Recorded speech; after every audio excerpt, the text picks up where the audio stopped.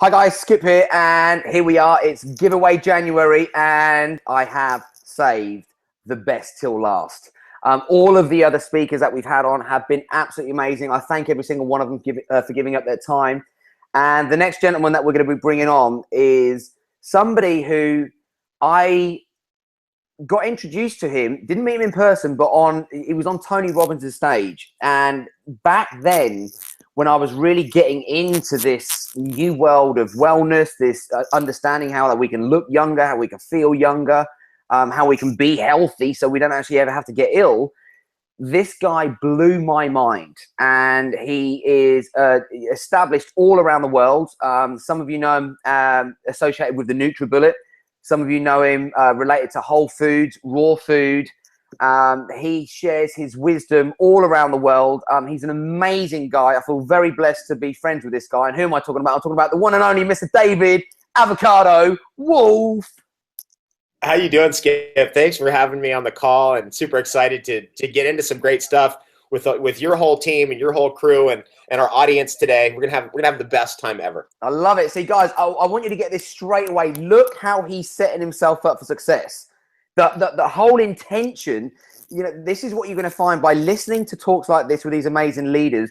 Look for the golden nuggets. Don't just let their words wash over you and then be gone. Capture the golden nuggets of how these people live their lives. So even though that you've been an amazing leader for decades now, the first question that I want to ask you is, why do you keep doing what you're doing? And I know there's going to be magic in the answer, because your fans, your followers all over the world just keep getting more and more and more. And you've got millions of these diehard fans around the world. But why do you keep doing what you're doing? Well, I have to say that even if there was 4 fans or 4 million or 400 million, whatever it is, I still keep doing what I'm doing because I love what I do. And you got to love what you do. And you got to have a passion for it. And the latest thing that I've been into is detoxification and its relationship to longevity. And wow, you talk about getting, I mean, it's like stuff I got so excited about it. I'm up all night, every night, digging through everything I can get through. That's the type of passion you have to have for your work. And that's what drives me. Awesome. So what actually got you into really understanding food and being able to have the relationship that you have with food that I know you introduce millions of people all over the world to as well? What got you into it? Well, I think it's a summation of a bunch of different synchronicities. You know, we're guided to our destiny. There's an old Roman phrase where they said, if you do not align with your destiny, you will be dragged by the fates. And if you align with your destiny, you will be carried by the fates. And I think we all go through some semblance of that. And that's kind of what was happening to me. I finally realized somewhere when I was about 23 that I could apply everything that I love and everything I'm into to the investigation of health, nutrition, detoxification, and really having the best day ever and happiness. So all of that, I was like, whoa, I could actually apply 1000% of myself to this because I love this. Instead of what I was going through with like university and schooling, which is, I don't really want to study this. I don't care about this. I'll still do my best to get it done, but I don't really like it. And when I realized, whoa, I could actually put everything that I'm about into this, that was when the breakthrough occurred. Awesome. And how, like, when it comes to food, I mean, just give us a few little, I mean, one of your key phrases that you gave to me, and I kind of like took it from you and shared it with other people. It was, if you want to be alive, you got to eat live foods.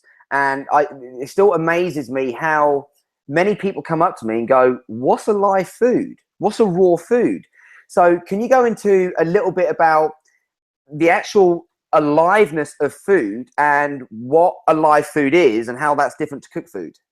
Okay, so we're talking about, in the case of live food, living plant cells, which keep living. If you've got carrots in your refrigerator, they're still alive and you can plant them and they will grow. Same with onions, same with garlic.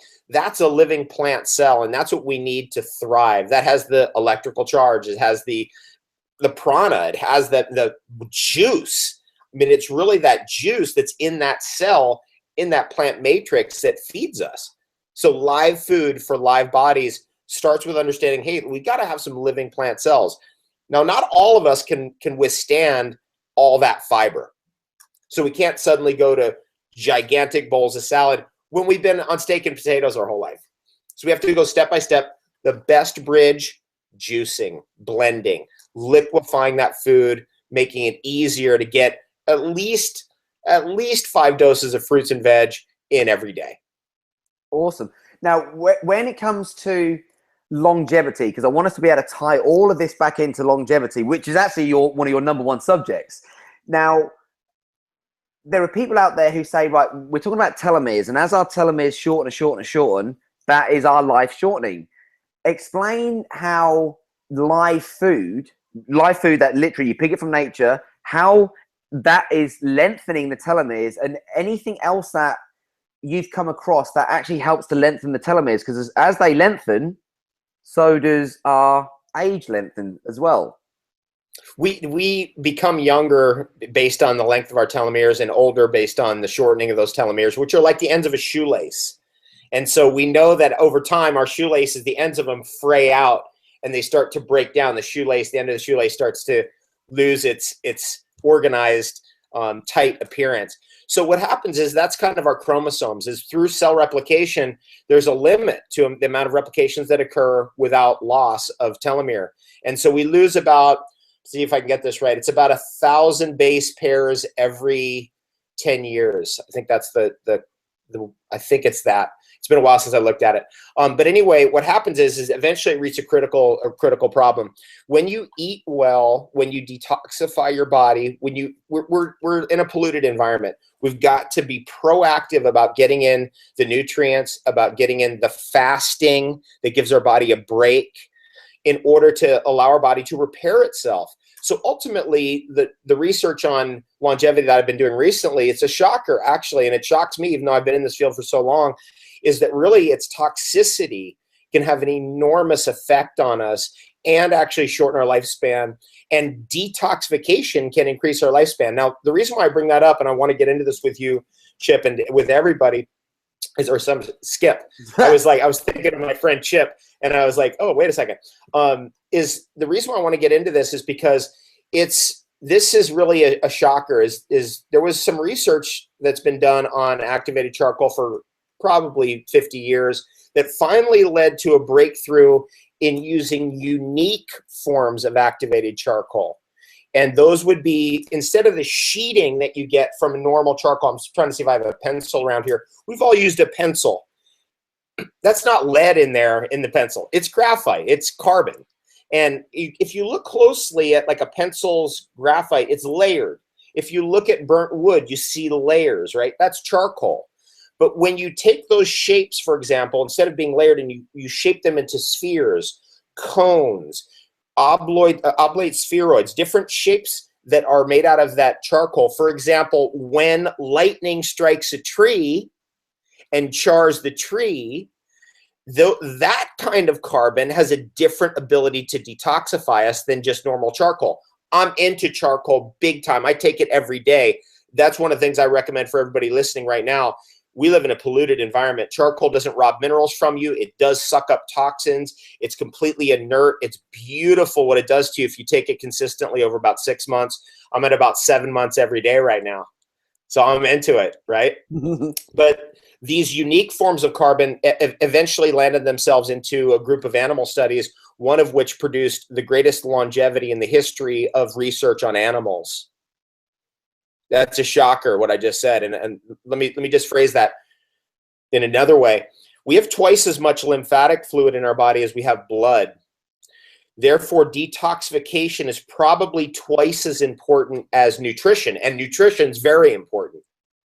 Nutrition is very important. But detoxification, once you get your nutrition sorted out, you're organic, you got your superfoods, you're into your herbs, your favorite stuff. And by the way, astragalus is the herb that has been isolated as the best herb for telomere lengthening. Good to know about that. Certain foods, by the way, like purslane or portulaca, it depends on in the British language, I'm not sure how you say purslane, but the genus is portulaca, is a very powerful survivor that it's growing in your yard probably right now or out of the sidewalk right now. Also has telomere protective impact. Omega-3 fatty acids have telomere protective impact, but that's nutrition. The other side of this, the detoxification, that's where we got to start getting clever. And these unique forms of activated charcoal or carbon have led to a significant breakthrough in mice research. In fact, almost doubling the lifespan of mice, which is unheard of. If you add olive oil to the diet of a mouse, it'll increase their lifespan by 18%, which is very significant. If you add stem cell therapies to the lifespan of mice and you start giving them their own stem cells in higher doses than their body produces them, you can lead to a 25% increase of lifespan, which is very significant. What I'm talking about here is 95% increase of lifespan, or almost double. And how? What's the mechanism? Detoxification. So you're talking about a different type of activated charcoal, because where do people get this then? Because I've known about charcoal, the same as you. It's one of the most incredible things that you can give your body, because, as I said, it's going to get rid of a lot of the gunk that's in there, but it's not going to rob the body from these valuable minerals that we need. So where would somebody get the charcoal that you're talking about from? Okay, so one of the things I love about this whole field of nutrition, it's one of my favorite things about it is that it has to be, when we get to solutions for everybody, and we need solutions for everybody. We need solutions for everybody in China and everybody in India. We need everybody in South Africa and everybody in Namibia, everybody in Peru and everybody in North America, right? We need solutions that are universal. And one of the things I love about nutrition is that if you take your approach and you compare it to what's universal, you're going to be pretty close to the truth. If like everybody can get access to water and salt and charcoal and live plant cells, then you're probably on target to what is correct, because it's universally available. So let me just evolve this a little bit. Charcoal is one of those things that's universally available. And to my mind, for where we are, it's the best detoxifier, especially for beginners, because it can neutralize a food poisoning, like when your tummy goes sideways. And it does it pretty quickly with about 2,000, 2,500 milligrams. Boom, it's done. But if you keep taking it, it's very gentle on your system. Yes, if you did 5,000 or 7,000 milligrams at once, you could get a little constipated. But at a rate of like 500 or 1,000 milligrams to start out with, you're perfectly fine. You can eat it with your food. You can do it on an empty stomach. That's all good. But let me tell you what caught my attention about this unique form of charcoal, and that is, ancient people could have figured this out, and anybody in the world can figure this out, and it's available to everyone if you're clever. Now that to me is amazing. What are these activated forms of charcoal I'm talking about? I'm talking about the fullerenes. They're a category of charcoals called fullerenes, and they occur where you have graphite charcoal, and you strike an arc across it like an electrical charge, like a lightning strike. And they'll form all these different categories of unique shapes of carbon. And if you take those unique shapes, let's say we're going to take the C60, which I'm really into, the carbon 60. It's called a fullerene that's a sphere. There's fullerenes that are cones. There are fullerenes that are cylinders. There are fullerenes that are oblate spheroids. But this one is a sphere. If you put it into oil and you start putting it in your body, it's going to detoxify you. And this is what led to the breakthrough in that mice research. And we call it the C60 for carbon 60. I got so into it, I started brushing my teeth with it. I was taking it every day consistently until I started detoxifying just too intensely, and I had to back off. Actually, this was about September, so a few months back, and then gradually got back on it again. But that's something that we should all be aware of, that this detoxification strategy of taking a super charcoal, essentially is what it is, has led to the greatest breakthrough in longevity research of all time. Whoa. Wow. That's amazing. I mean, you spoke a little bit about olive oil as well, adding sort of 20 to 30% on to extend one's lives. How do you want to have you explain how to take olive oil? Because there's this whole big thing around everywhere I go. It just has me go, no, don't cook with that oil, because there's all these negative things that are going to happen. So instead of me explaining it, please tell us a little bit about how not to use olive oil, how to use it, and what the benefits are. Okay, great. I'm a super big fan of olive oil. I mean, Mediterranean background, it would seem to figure. I think we share that as well, Skip, is that, we love the Mediterranean culture and Greek culture in particular. So one thing is, you've got to be aware that the olive oil industry it's a nasty industry. And there are some big players in that industry who are basically acting as mafias. And so you don't want to get any commercially available olive oil that's not organic, and you don't really want to have any olive oil where you don't know where it's coming from. The olive oil I take is olive oil. I know the farmers in Crete. I know the farmers in the Peloponnesus at the very south of Greece. And those are my go-to guys. I have a friend in Cyprus. He's also a go-to guy for me. So those are the three olive oils that I get. One of them is Rallis olive oil. One of them is Acropolis olive oil. And then the other one is it's Via Cyprus. I forget the exact name on his brand, but it comes out of Cyprus. And I call those guys, they're my friends, and they ship it directly to me. That's where I've gotten to with it, because I love olive oil so much, and it's got to be quality. So look for those quality certifications, the certified organic, extra virgin. Make sure it's an award-winning olive oil as well, so you're not getting the junk. That's number one. Number two.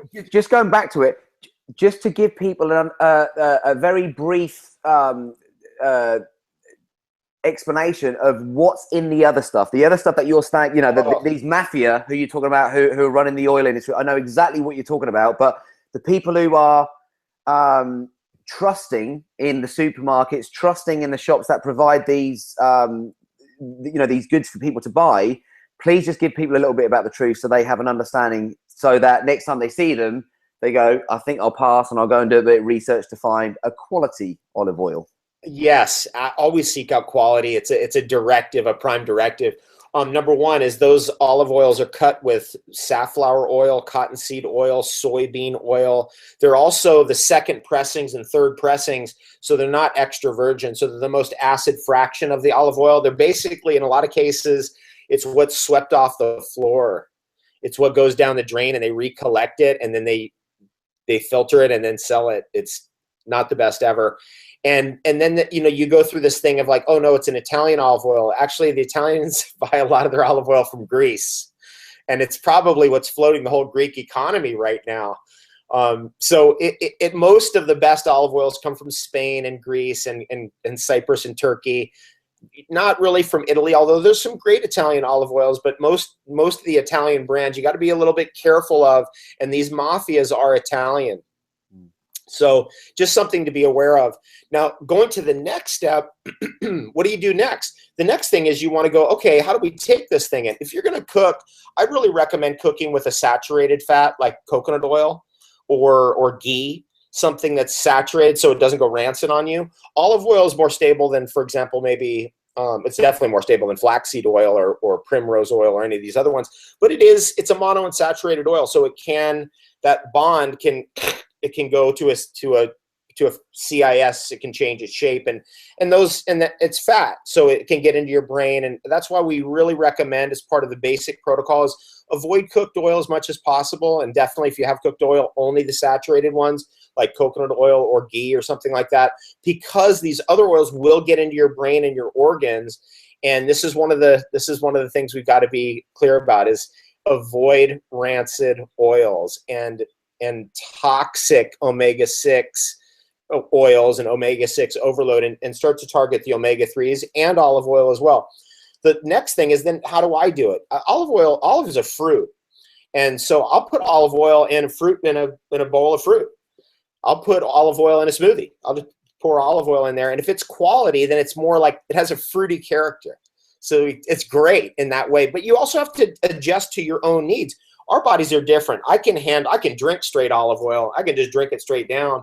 Other people can't do that. It's just metabolically not like me. So a big problem in nutrition, by the way, comes from when a nutritionist says, oh, everybody is just like me, right? That's when we get into trouble. And you see that a lot of times. People say, everybody has to do this diet. This is the only way. And it's like, no, everybody is not just like you, and there are different ways to do this. We have to go to universals, lots of water, make sure you have the right kind of salt, make sure your oils are not rancid, make sure you have living plant foods in your diet. These are the universals. Make sure you have a detoxification strategy. But when we get into the nitty-gritty, it's going to be unique to the person in nutrition. Awesome. I mean, wow. Again, people, as I said at the beginning, I hope you got some of those golden nuggets that he shared there, because he just listed them off one after another. And if you didn't get them, please go back and rewind, because what David's sharing with you, these aren't just tips to be healthy. We all know that health is our greatest wealth. These are tips that are going to have you adding potentially decades to your life in a way where you not just add, it's not even just about adding the time to your life, it's about you feeling more alive as you age in life. And one of the things that I love, like in the movie we've got coming out, one of the things you said in the movie is, it's such a powerful saying: many waves shape the beach. And you talked about you being a vegan, living on a plant-based diet just like me, but then what I really loved about you is that there was no judgment from your side to anybody else that may have a different approach to life. And of course, we know that the number one thing destroying the planet, destroying the rainforest, destroying the water, draining the water, we're talking about meat farming. And it's really hard and I understand the transition that people have to go through, but it's really hard when you really know the truth to then not try and ram it down someone's throat, and to remain in a place of non-judgment. So how do you get to a place where I know what you're sharing, I know that, what you're in, I know also what challenges I'm going through with certain people and certain organizations to get this message out there to the world. How do you personally stay in a place of non-judgment and accept everyone as your brothers and sisters? Because that is the key. And that is such a big gift that I feel that you have, that more of the speakers, more of the authors that are out there, if they adopted that same mentality, that outlook on life, I think we'd all be more open arms and hug each other like the brothers and sisters that we are. So how do you stay in that place? Well, I think I learned that skill, and it's a very important skill to learn in life, in my opinion, by being out on the road and doing events 4 or 5 times a week for 20 years with people. These are people in front of you. There's no dogma. It's like, these are people that have issues and challenges that they're looking for solutions. And I know there's many ways to get to those solutions, and I've seen that in my life. And so you can't, if once you start getting into I'm right, they're wrong, you're going to be, it's like there's a little mixing board on God's little, I guess, his big control board. And there, right there is this little light goes beep, beep, beep, beep, beep. As soon as you start getting into judgment, you're going to get a lesson. And I've gotten those lessons in my life, and I don't want to get those lessons anymore. And I just rather be open to whatever, if somebody has an opinion about veganism or vegetarianism or meat eating or whatever, let them have their opinion. And I can keep doing what I love to do, and I can keep celebrating what I like to celebrate. And if people like the message I'm putting out based on the energy of it, great. And if people like another message, that's great too. But it's very, very important that this lesson about non-judgment becomes a part of our life. I really feel like somewhere along the way, somebody told me, like, God is the only one to judge.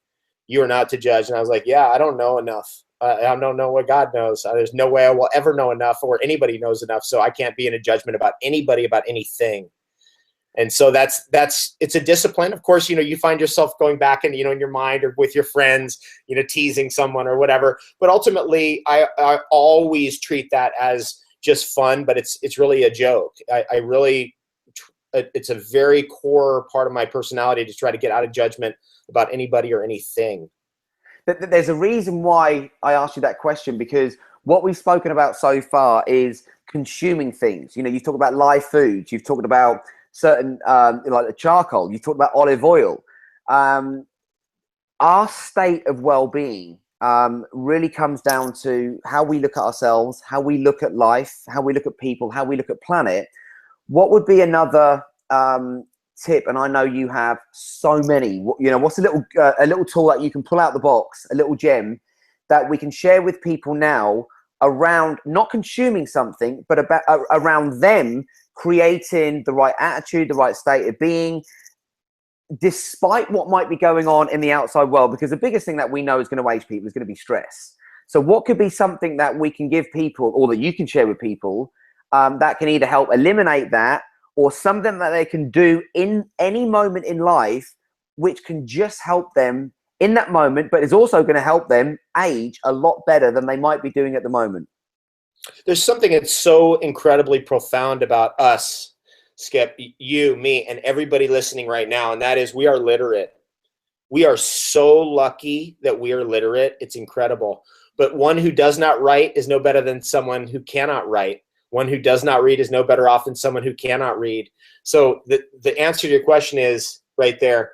That's my journal. That's my personal journal. And every year I with my own hand, fill out these journals, and I've got them in various locations. I've got some old ones here. I can show you a few. Here's an old one right here. There's an old one there and another old one here. And I've got several in my other location as well. And what I'm getting and what I'm driving at is taking your goals and putting them on paper, thinking on paper, writing things down, guiding yourself by getting what's going on up here and getting it down on paper right there, so you can take the storm and chaos and stress up here and organize it into courses of action, things that you want to have happen. And when I think about goal setting, I've been setting goals for well over, it started when I was 14, so geez, where's that? It's over 30 years. Over 30 years of goal setting. I think I've learned something about something, maybe, I don't know. And I found that all these goals are written down. Sometimes they happen, sometimes they don't, but they happen more often than not. And it keeps me goal setting. And one of the things is the way of being goal. It's a different goal than I own a mansion and a yacht or whatever, whatever somebody thinks about with goal setting. To me, the real goals are about the way of being. I have an attitude that gives me aptitude. I effervesce with radiance and joy. I have the best day ever every single day. Those are the types of goals that I'm into, and that's what I'd really recommend for folks who are really on the tip of peak performance. If you're into peak performance, it means that you want to manifest the maximum of every moment and every day. It's good to have goals that point you in that direction. It helps, and that's my answer. Awesome. It really keeps that flow going, and it's, you're really sharing what you personally do. And there's no doubt that you spoke on some of the biggest stages in the world. You rub shoulders with some of the greatest people that are walking on the planet. You're still going out there, delivering the authentic you to the world with what you really believe is the truth. I mean, I know some of the conversations that you and I have, and they really are conversations that are way out there. But at the same time, we're able to look at it with that sense of common sense, because one thing that we're learning about life is changing so fast, and what we think reality isn't. It's an illusion that we've created, and having these exit strategies from an illusion that might be cluttering up our world, or an illusion that might be destroying our world or destroying our own mind and body. Do you find that when you've got your goals, they kind of become part of your meditation? They give you a new focus immediately, because you're not going to write a goal down that doesn't come from your heart and soul. So I just want to go into how you write your goals down. Do they come from pain? Do they come from pleasure? Do they just come out all the time? How do you write your goals? Because I know a lot of people, as you said, when I've gone into like the live events, when I get people to really dig in and just say, right, if you had your life of your dreams, what would it be? And it blows my mind. Yet it's materialistic things usually are the first things for everyone. Yeah, I want the cars, I want the houses, I want the yachts, I want all of this stuff. I'm like, okay, well, when you've had that, then what do you want? Well, no, if I have that, I'll just be happy. I said, yeah, you'll be bored after 3 months. What's going to get you juiced up? So how do you write your goals where they become really juicy goals? Okay, so I always write them in the present tense as if they're happening right now. For example, I effervesce with radiance and joy. I experience the best day ever every single day. That's happening right now. So it's not something like I will achieve this or I'm going to have that or whatever. Another thing is that it's always in the moment. So in the moment, I might go, whoa, wait a second, I need to write this down. Let's say I don't have my journal with me. Boom, I've got my phone. I've got in my notes here a goal file, and I'll just zip it down real quick into those notes. Let me see where that is. And I'll add it into, let's see. We stack the odds and the evidence, and then we train. We stack the odds and the evidence, and then we train, build the tech, and go for the goal. Stuff like that. It's just, like, it's a way of being. So I have goals about goals. You see what that is? That's a goal about goals. That's how far into this I've gotten. And the reason why I've stayed on this is because it works. It's weird. It's like things you write down, you write down and forget about it. Next thing you know, boom, it shows up in your life. And you're like, whoa, I wrote this. Where does this all come from? I wrote this down years ago. And I'm convinced of that. So when I go to seminars, actually, peak performance seminars, or even if I'm listening to recordings like somebody's listening to this right now, I will have my notes out and I'll be taking notes right there. And if I'm inspired to write a poem or I'm inspired to write a goal right at that moment, I will do it right in that moment. And I find that a lot of my best stuff in terms of like goal setting, charting the course of life, charting the course of my family's life, all of those things come actually during seminars, like success seminars. And so I'll be there with my computer. And by the way, I'm usually the only one there in the front row with my computer typing away, because people will be like, how did you get up in the front row with your computer? And the answer is, I asked. I asked, and usually I'm the only one who asks. So I'll be right in the front and middle with my computer typing away, in the middle of a whatever seminar. And some of the best stuff comes that way. Some of my favorite stuff I've ever done has come that way. Awesome. And it really, I know exactly what you're saying, because this stuff doesn't come from thought. It's coming direct from a place where that creation can happen through us. But it's so, and you gave the perfect answer, because what you're doing is you're allowing that flow to happen. When that inspiration comes in, if people don't log it in that moment, it's gone. And the chances of you recalling it are very, very slim. So I'm like you, I've always got like one of these things with me all the time. And what I found as well is, and you'll hear this because we're talking about, the track for the movie. Dude, I'm not a singer, I'm not a songwriter, I'm none of this stuff. It came out on a plane back to the UK from doing Supercharger Life over in Asia. And I just was lying down and I found myself being woken up singing this song. And I'm like, what the hell's going on? I'm not a singer, I'm just singing this song. And something in said, just get your phone and hit record. I hit record, and the track that I'm now about to say, the first recording of it, you hear the stewardess saying in the background, would you like a drink, sir? And I'm just having to ignore her because this tune is coming through. And I know that when they come through in that way, every single time it's coming from a higher place. Anytime that I found that I really have to think about things, it's never coming from, it can be good, but the things that I don't have to think about that just come through, those I know come from such a pure place. And those are the ones that usually serve people at the highest level. And usually in ways that we can't even work out how it serves them, because that's spirit. I really feel like what you're mentioning and what you're talking about right there is such the crux of the matter. You got to be in the moment and let that divine spark flow through. And even if you're driving, look, we got devices, we can record stuff now. You can get it done. There are ways. You got a goal coming through, get this thing, start recording. You got a moment to write something down, jot it down over here. This is really what's so incredible about being a literate human being with the tech that we have. It's crazy the tools are beyond comprehension, actually, how lucky we are. And that's also, by the way, a very important meditation, is realizing how fortunate and lucky you are and how amazing your life is compared to all your ancestors that have ever lived. Just you flying in a plane, Skip, that, right? Just, it is never lost on me, for sure. And my flights, when I'm flying around the world, have always been miracles to me. They always feel like miracles that I can fly around from. It's an incredible breakthrough that we get to experience. And sometimes we cry and complain and whine and all that. Meanwhile, we're experiencing a miracle. Wow. I can't think. I said at the start of this, I said, I'm going to find this really hard to cut this around sort of 30, 40 minutes, because you're a world of knowledge, but you're not just a world of knowledge, you're a person of wisdom.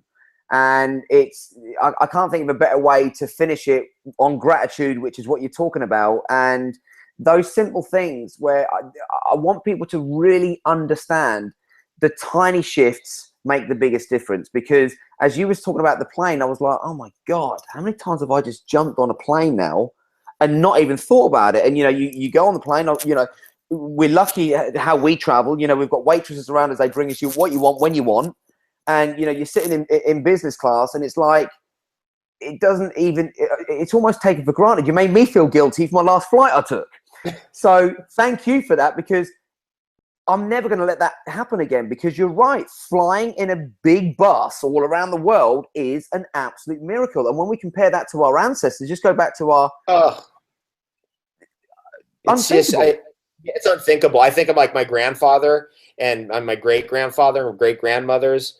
It's unthinkable. We are in a completely different universe than them. And so, we really have to, that's like, to me, a wasting of a day is an affront to my ancestors. It's like they, through all their toils and tribulations to get to me, that all their sacrifices, I can't be I can't be flustered. I can't be disturbed. I can't even be in stress, because that's an affront to them. It's like, this is it. Like, we got it. We got literate. We got this. We got planes. We got travel. We got excitement. We got inspiration. We got books. We got everything at our fingertips. We got videos. Any video you ever wanted at your fingertips instantly. I mean, what is there to complain about around here? If you're not feeling guilty, if you've complained, don't go to guilt. Just go to appreciation. David, I really want to carry on talking. I've got so much more stuff coming up. Maybe again in the next sort of couple of months or so, we can jump on another hangout again. It has been such an honor talking to you, as it always is. I know you've shared so many golden nuggets with people. I really encourage people, go back and watch it again, because the stuff just flies out of him continuously. David, love you so much. Thank you. Thank you, Skip. You're awesome. And everybody out there, have the best day ever. Loving you lots. Awesome. Sending love from Hawaii. Aloha. From Hawaii. So there you go, guys. He's out in Hawaii. Lucky for some. So, guys, this weekend we've got Supercharge Life. Don't forget, it's giveaway January. We definitely saved the best till last. You have had some amazing guidance from what I really do consider to be one of the greatest people who is walking this planet, and he really does have the best day ever, because he sets himself up that way. And if you guys want to have the best weekend ever, we'll be seeing you at Supercharge Life. So from David and myself, we love you. Good night and God bless.